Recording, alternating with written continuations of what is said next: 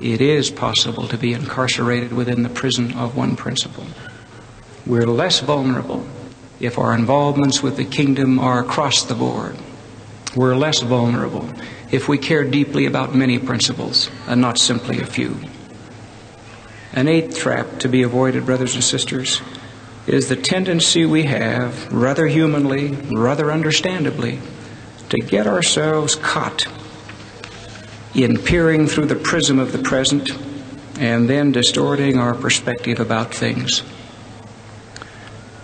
Time is of this world. It is not of eternity.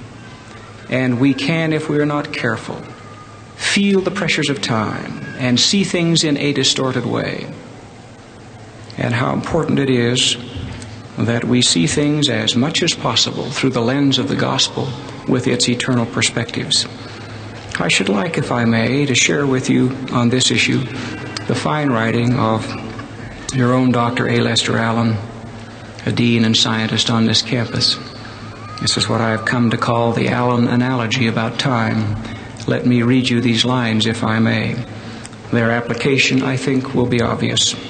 Dean Allen writes, "Suppose, for instance, that we imagine a being moving onto our earth whose entire lifespan is only 1/100th of a second.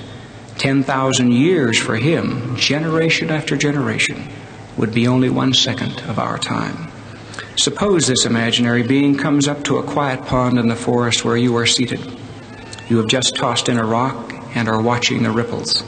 A leaf is fluttering from the sky, and a bird is swooping over the water. He would find everything absolutely motionless.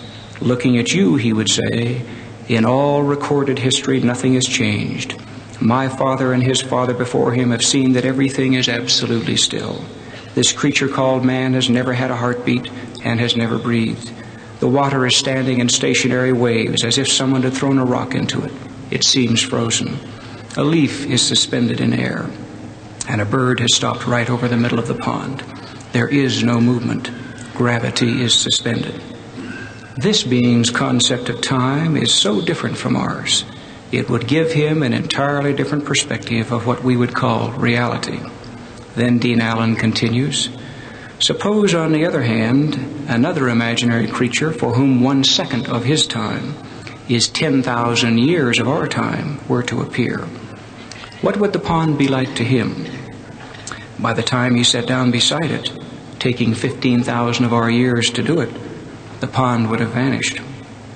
Individual human beings would be invisible, since our entire lifespan would be only 1/100th of one of his seconds. The surface of the earth would be undulating as mountains are built up and worn down.